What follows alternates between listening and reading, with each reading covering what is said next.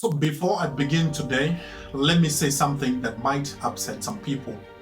Stop blaming the government. So I do understand that corruption, bad leadership, nepotism, or even mismanagement of funds exists amongst our countries, especially if you're from Kenya, Uganda, or Tanzania, South Africa, or even Zimbabwe, and many other African countries. You've probably experienced the effects firsthand. So today is not about defending politicians. Today is about asking a different question. So even if everything you're saying about the government is true, then what are you going to do about it? Because while you're waiting for politicians to fix your life, life keeps moving. Bills keep coming, and your parents keep aging and getting older, and your dreams keep getting delayed. Years keep passing by. And the blame game is so addictive. And one of the easiest things in the world is finding someone else to blame. It could be your government, could be your country, could be your economy, could be your parents, could be your tribe, could be your boss, even your school, your community. And sometimes those criticisms are justified, but there is a dangerous side effect to blaming. So the moment you convince yourself that someone else controls your future, you give away your power. Because if the government is responsible for everything in your life, so then only the government can fix everything in your life. And that leaves you helpless. So the blame game feels good emotionally, but it produces nothing. No money, no skills, no opportunities, no progress, just frustrations and frustrations and frustrations. So history tells us something that it doesn't favor waiters, unfortunately. So let's look at reality. Throughout history, people have built businesses during recession, like the 2008-2009 recessions. So people have become wealthy during economic crisis.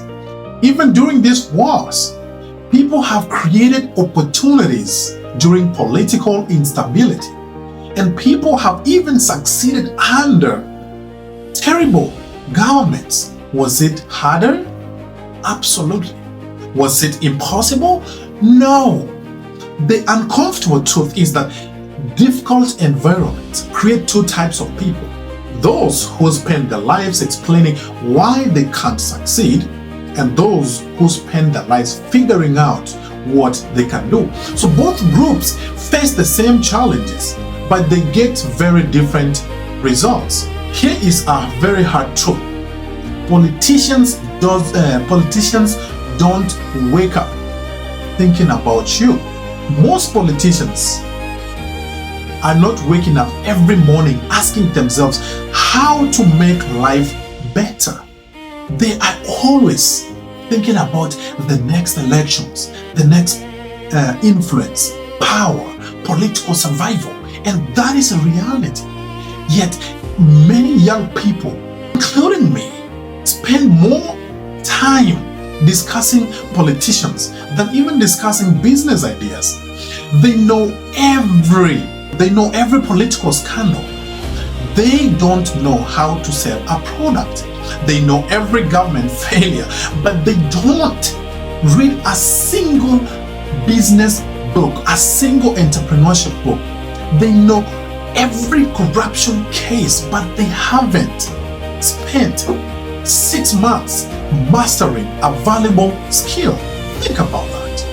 Question for you. What if nothing changes? Let's do a thought experiment.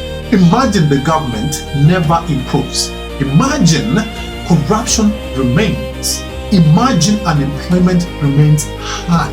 Imagine leaders continue disappointing you every election, every year. The question is, then what? Will you spend the next 10 years angry? Will you spend the next decade waiting? Will you sacrifice your future because politicians failed you? Or will you adapt? Because successful people ask a different question. Not why is this happening, But given the situation, what can I do? That is the language of being responsible, the language of responsibility. That's the language of winners. And Africa does not need more complainers. Africa has millions of people pointing out problems. We know the roads are bad. We know unemployment is high. We know corruption exists. We know leadership is often disappointing. But the question is, who is solving those problems? Who is creating jobs? Who is starting businesses? Who is training others? Who is building companies? Who is creating value? Because every successful business solves a problem. Every entrepreneur is essentially saying, I see an issue and I'm going to do something about it. That's how economies grow, not through complaining, through creating. Personal responsibility is unfair. It's unfair that some people are born into wealth while others struggle, which is many of us struggle. It's unfair that some people get opportunities through connections. It's unfair that corruption belongs deserving people. It's unfair, but life does not reward fairness. Life rewards action. You can be right about the problem and still remain broke. You can win every political argument and still fail financially. You can correctly identify every flaw in society and still make no progress. So being right is not enough. Action is what changes lives. So I'm concluding by saying this. Let me be clear. I'm not saying ignore corruption. I'm not saying stop demanding better leadership. Citizens should absolutely hold leaders accountable, but don't build your future on waiting for politicians. Build your future on becoming valuable. We've talked about this. Build your future on learning skills. Keep learning every skill you can get your hands on, because skill-based people are highly needed in this economy. So build your future on creating opportunities instead of waiting for those opportunities, because whether the government approves or not, your life still has to move forward. So we've talked about the education.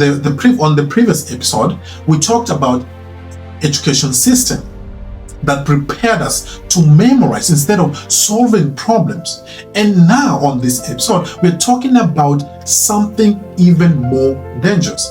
Blaming the government may explain your situation today, but it will never change your situation. The government may be part of the problem, but you're still responsible for your response. And the day you stop blaming for politicians to rescue you is the day you start taking control of your future. See you in the next episode. Found value out of this video? Leave comments below, like, subscribe, and share.